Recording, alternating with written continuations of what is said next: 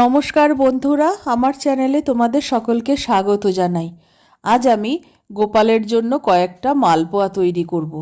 আমি এই বাটিটার মাপে 2 বাটি ময়দা নিয়ে নিচ্ছি। আরও 1 বাটি ময়দা দিয়ে দিলাম। যে বাটি মেপে ময়দা নিয়েছি সেই বাটি মেপেই 1 বাটি সুজি দিয়ে দিলাম। আমি 2 বাটি ময়দা আর 1 বাটি সুজি নিয়েছি। ময়দা আর সুজির মধ্যে কিছুটা গোটা মৌরি দিয়ে দিলাম। অল্প সামান্য একটু সন্দক নুন দিলাম। সুজি আর ময়দাটাকে খুব ভালো মতো আমি একসঙ্গে মিশিয়ে নিচ্ছি। আর বন্ধুরা, আমার অপারেশন হয়েছে আজ 26 দিন পুরো হয়ে গেছে। এখনও বেশ কিছু অসুবিধা আছে। উঠতে বসতে কষ্ট হয়, নিচু হতে কষ্ট হয়, তবুও কোনো রকমে গোপাল ঠাকুরের জন্য কয়েকটা মালপোয়া তৈরি করছি। কিছু ভুল ত্রুটি হলে তোমরা একটু মানিয়ে নিও। সুজি আর ময়দাটা আমি একটা বড় পাত্রে ঢেলে নিয়েছি। এই পাত্রটাতেই আমি ব্যাটারটা তৈরি করব। আর 1 বাটি চিনি মিশিয়ে দিচ্ছি এর মধ্যে। 2 বাটি ময়দা, 1 বাটি সুজি আর 1 বাটি চিনি নিলাম। চিনিটাও ময়দা আর সুজির সঙ্গে হাত দিয়ে ভালো করে মিশিয়ে দিলাম। কিছুটা দুধ জাল দিয়ে আলাদা করে ঘটিতে আগেই সরিয়ে রেখেছিলাম। এই দুধটা ঠান্ডা হয়ে যাওয়ার পর আমি অল্প অল্প করে দিতে থাকবো আর ব্যাটারটা তৈরি করতে থাকবো। দুধটা পুরো দিয়ে দেওয়ার পর যতটা প্রয়োজন হবে ততটা জল আমি এতে মেশাবো। তোমরা পুরোটা দুধ দিয়ে বা অর্ধেকটা দুধ অর্ধেকটা জল মেশাতে পারো বা পুরোটাই জল দিয়ে করতে পারো, তাতে কোনো অসুবিধে নেই। আমি অর্ধেকটা দুধ দিচ্ছি আর অর্ধেকটা জল মেশাবো। সবটা দুধ আমি দিয়ে দিলাম। এবার ব্যাটারটা আরও কিছুক্ষণ মেখে নিচ্ছি। এবারে অল্প অল্প করে জল মিশিয়ে ব্যাটারটা ভালোভাবে তৈরি করে নেব। খুব বেশি জল একবারে দেব না, ব্যাটারটা খুব বেশি পাতলা হয়ে গেলে মালপোয়া তৈরি করতে অসুবিধে হবে।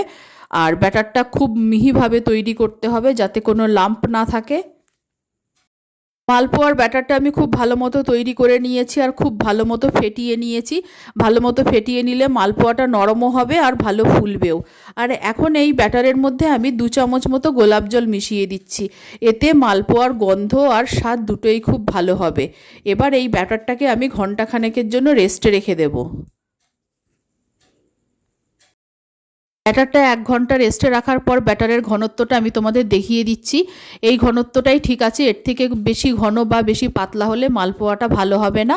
তবুও আমি আরেকবার ব্যাটারটাকে হাতা দিয়ে ভালো করে ফেটিয়ে নিচ্ছি। আর মালপোয়ার এই ব্যাটারে আমি মৌরিগুলোকে গোটা দিয়েছি। আমি সব ঠাকুরের বাসন ঠিকমতো নামাতে পারিনি, তাই গোটা গোটাই দিয়ে রেখেছি। তোমরা মালপোয়াতে মৌরি দিলে মৌরিগুলোকে একটু আধ ভাঙা করে তারপর দেবে। কড়াই বসিয়ে দিয়েছি। কড়াইতে সাদা তেল দিয়ে দিলাম। তেলটাকে খুব ভালো মতো গরম করে নিতে হবে। তেলটা ঠিকমতো গরম হয়েছে দেখার জন্য কয়েক ফোঁটা ব্যাটার আমি তেলের মধ্যে ফেলে দিলাম। এই ব্যাটারের ফোঁটাগুলো তেলের ওপর ভেসে উঠলে বুঝতে হবে তেলটা ঠিকমতো গরম হয়েছে। হাতা দিয়ে 1 হাতা ব্যাটার তুলে নিয়ে ঠিক কড়াইয়ের মাঝখানে গরম তেলের মধ্যে দিয়ে দিতে হবে। আর প্রথম হয়তো 2-1টা মালপোয়া একটু খারাপ হতে পারে, কিন্তু তেলের টেম্পারেচারটা সেট হয়ে গেলে সবকটা মালপোয়াই খুব সুন্দর হবে। মালপোয়াটা কড়াইতে দিয়ে দেওয়ার পর সঙ্গে সঙ্গে উল্টানোর চেষ্টা করা যাবে না। খুন্তি দিয়ে মালপোয়ার ওপর তেল দিতে থাকতে হবে। মালপোয়াটা নিজেই ফুলে ভেসে উঠবে।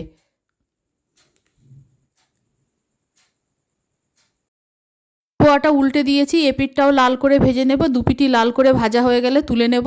আর এটাই প্রথম মালপোয়া, খুব একটা খারাপ ফোলেনি। প্রথম মালপোয়া ভাজা হয়ে গেছে, আমি তুলে নিচ্ছি। আরও 1 হাতা ব্যাটার আমি কড়াইয়ের মাঝখানে দিয়ে দিলাম। দিয়ে এবার খুন্তি দিয়ে এর চারদিক দিয়ে তেল দিতে থাকবো মালপোয়াটার উপরে। মালপোয়াটা নিজেই ফুলে ভেসে উঠবে। মালপোয়া ভাজার সময় তেলের টেম্পারেচারটা খুব ভালোভাবে খেয়াল রাখতে হবে। ভালো করে তেলটা গরম করে নেওয়ার পর ফ্লেমটা একটু কমিয়ে বাড়িয়ে নিয়ে মালপোয়াটা ভাজতে হবে। দ্বিতীয় মালপোয়াটাও ভালো ফুলেছে, ভেজে তুলে নিলাম। আমার গোপালের জন্য মালপোয়া তৈরি হয়ে গেছে।